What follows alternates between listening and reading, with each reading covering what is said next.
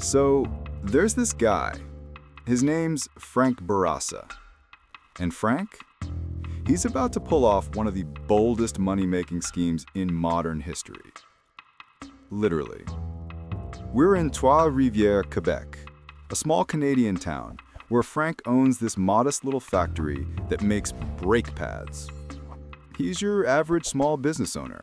Works hard, pays his bills, goes home tired every night.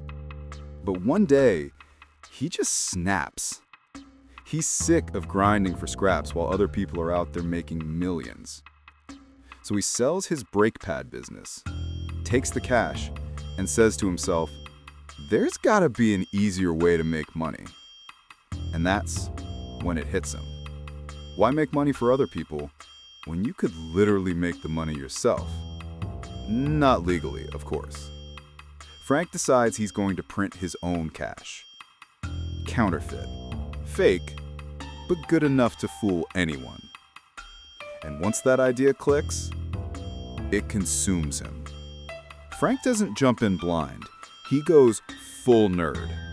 For a year and a half, he eats, breathes, and sleeps US currency, the paper, the inks, the security threads, the watermarks, the exact type of rag paper the Treasury uses. He reads government specs, pores over printing manuals, joins forums, and emails suppliers with fake identities until he finds the right answers. He chooses the US dollar, easy to move, high demand, and used everywhere. Then he does something bold. He tracks down specialty paper mills in Europe that can make the same cotton linen blend used for bills. Using a made-up company story and a fake email, he convinces a mill in Germany to print the special paper for him. When that paper finally ships, the total face value it could become would be staggering, the equivalent of $250 million. Frank knows he's sitting on a powder keg of criminal opportunity. Back in Trois-Rivières, Quebec, Frank converts a warehouse on the town's edge into a print shop. He buys commercial presses, inks, specialized software, everything to take that German paper and turn it into believable money. He works fast because he's smart. The less time evidence sits in one place, the less chance someone links it to him. 5 months later, he's holding stacks and stacks of counterfeit 20s. Every little detail painstakingly replicated. When it's done, the face value of what he's printed hits $250 million. But here's Frank's twist. He won't be spending the cash himself. That's too risky. Instead, he plans to sell it, wholesale, to buyers outside the US at about 30% of face value.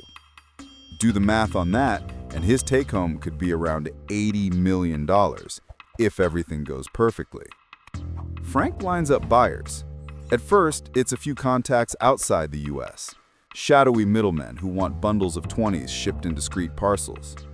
He moves the cash in chunks, $1 million here, $1 million there, like a businessman with a dark product. Years go by, and Frank becomes good at the trade. He's careful, he's methodical, and he's making serious money. By the time investigators start sniffing around his network, Frank has allegedly sold about $50 million worth of bogus bills. That leaves roughly $200 million still sitting in storage, a sleeping volcano. Thinking bigger, he expands his clientele and starts dealing with new middlemen.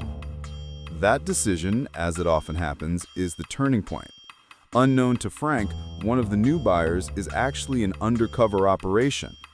It's a banal scene, Frank driving to meet a middleman with a briefcase of fake cash, but it's watched from above. A police helicopter shadows his car, following every turn, every stop. Then at 5 a.m., there's pounding on the door of his girlfriend's house. Royal Canadian Mounted Police and U.S. Secret Service agents swarm the place. They find a printing press and nearly $1 million in counterfeit bills. Frank is booked, cuffed, and taken to a cell. He assumes Canada will be lenient, but the Secret Service reminds him the U.S. takes counterfeiting very seriously.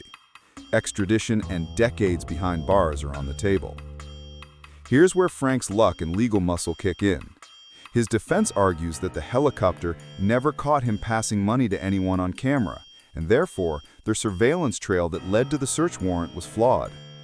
A judge agrees. Extradition is suspended and Frank walks free on bail while Canadian authorities gather more evidence. While out, Frank and his lawyer play hardball. Prosecutors want the remaining $200 million off the streets. Frank wants a lighter sentence. They strike a bargain. Frank will show them where the bulk of the bills are, if he gets leniency. Frank leads them to the most ridiculous hiding spot, the back of a box truck parked in a hotel lot. And sure enough, police seize the stacks. With the cash recovered, prosecutors cut a deal. Frank's time behind bars? Shockingly short. After everything, the presses, the paper, the plots, he spends only about 6 weeks in custody before the deal is done and he's released. He printed $250 million in counterfeit bills, sold a slice of it, hid the rest, and walked away far lighter than anyone expected. It's brazen. It's reckless. And weirdly, it's a case that asks the same question the whole time. How do you punish someone who made a fortune by literally making money? Frank Bourassa's story is not just about money. It's about curiosity gone criminal, about meticulous planning, and about how law enforcement and legal loopholes collided in a small Quebec town. He didn't end up a kingpin in a maximum security prison. He ended up a cautionary legend. The man who printed $250 million and for a brief, wild moment, got away with most of it.